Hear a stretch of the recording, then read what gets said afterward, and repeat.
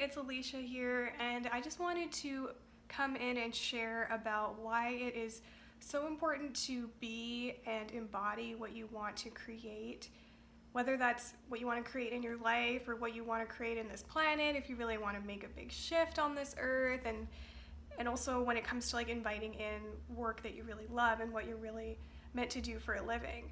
In order to do that and create that, you need to be and embody what you're trying to create.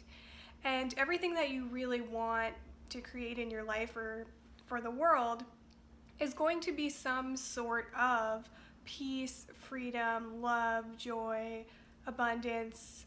It's going to be more of what our true nature is, what we already are.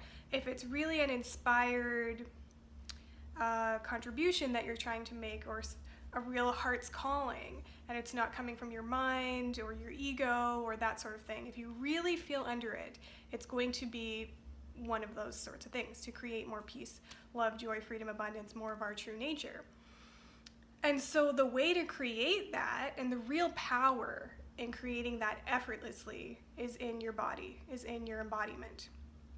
Yes, sometimes taking action is going to be required, but where you really have the power to effortlessly create what you're actually asking for and have it come in, the resources come in effortlessly, or whatever it is that you're needing or wanting, is in your body, is in your frequency that you're giving off, is in your embodiment.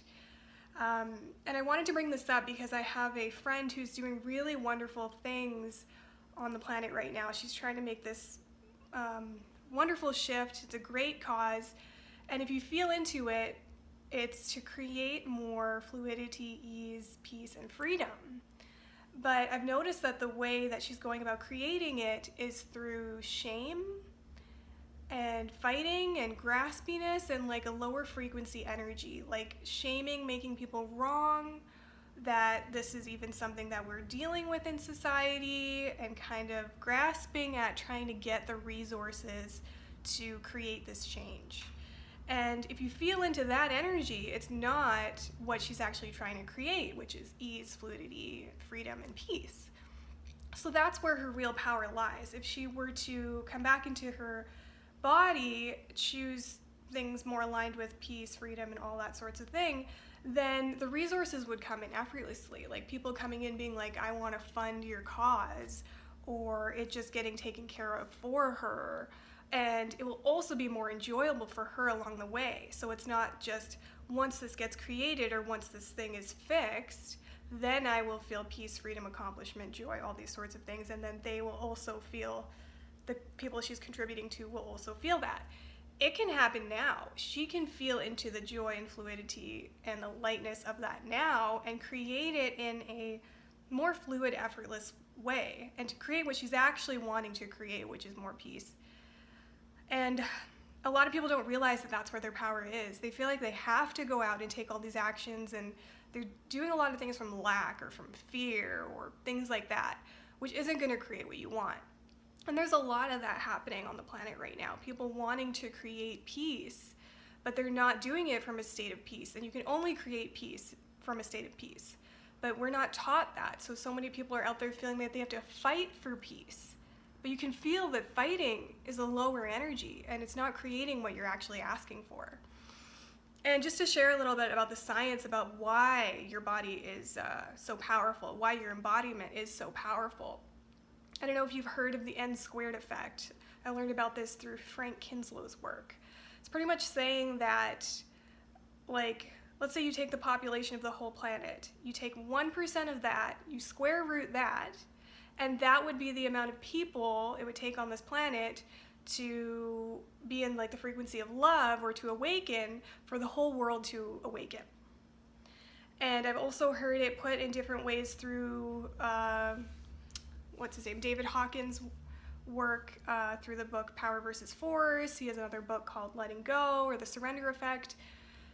He says it in there as well, and I can't remember what the exact numbers are, but it's that, one person in the frequency of love impacts like hundreds of thousands of people in the frequency of fear. That's how powerful your body is. A lot of people don't realize this. They think we're just a physical being, but we're actually primarily vibrational. We're giving off a frequency. We have an electromagnetic field that spreads infinitely outside of our body.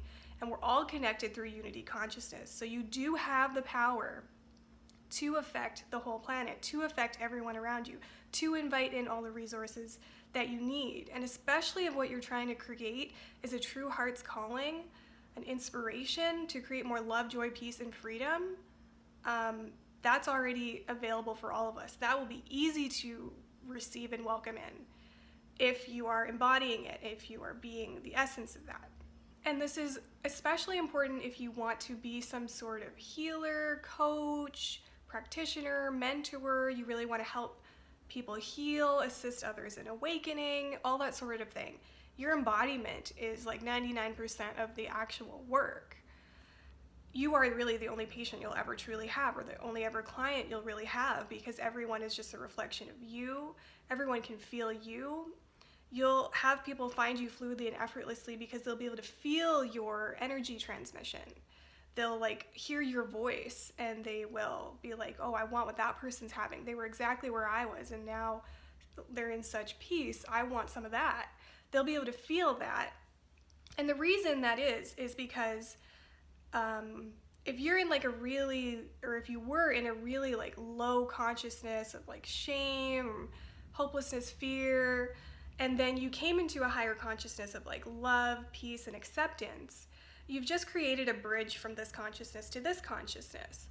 And that will be the energy transmission that you're giving off. So when people hear you talk, when people just see anything of yours, a picture of you, your website, they watch a video and they hear you speak, that's what's being transmitted and that's what they can feel. And they'll know instantly, oh, I want to work with that person.